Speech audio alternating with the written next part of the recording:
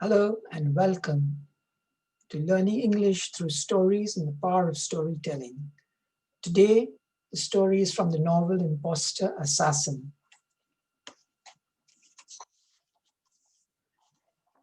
Blood rain. The elderly man switched on his night lamp and got out of bed. His wife was still sound asleep. It was a wet, wintry night. The moon was hidden behind the dark clouds. It was cold and damp as the rains continued for the sixth consecutive day.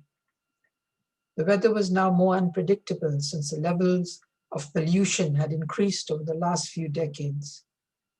Joseph Foxxen had heard a noise in the night. It came from the ground floor of his home. It sounded like someone was prowling around in the darkness. He had checked every door and window before he went to bed. He always checked to make sure that the house was secure after a fox had invaded their home years ago, when the children were young. There were several reports in the news about thieves in the city. Crime was on the rise in a city that used to be safe at one time and where people could leave their front doors open. Joseph was well aware of the reports and statistics of the rise in crimes.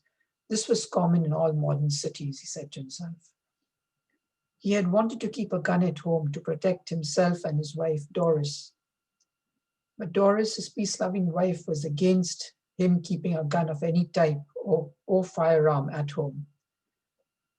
Joseph picked up the long metal rod he had kept just behind the bedroom door.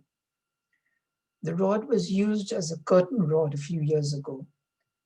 It was now his weapon of choice.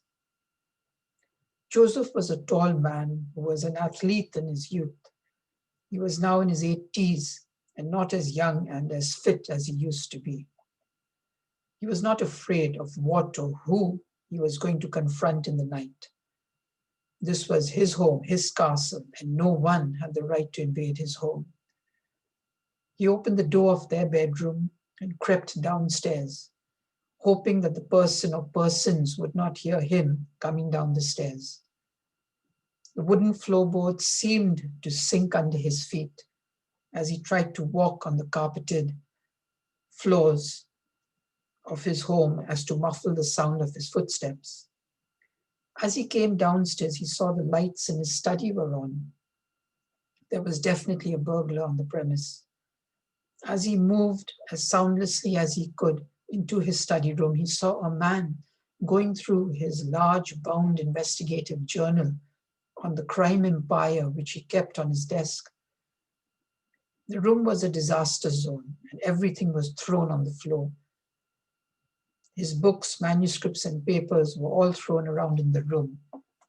It looked as if a cyclone had hit the room. All he needed to do was to hit the intruder on the back of his head when he was about to turn around. Joseph was not prepared for what happened next. It was too quick for him to react. The man turned around in a swift movement. The intruder was wearing a mask and he had a gun in his hand. At that instant, Joseph wished he had a gun to defend himself. This was not a burglar. This was an assassin, and he was the target. It was too late for Joseph as the man raised his gun, and Joseph saw the bullet come straight towards him. Thank you for listening. I hope you enjoyed this story.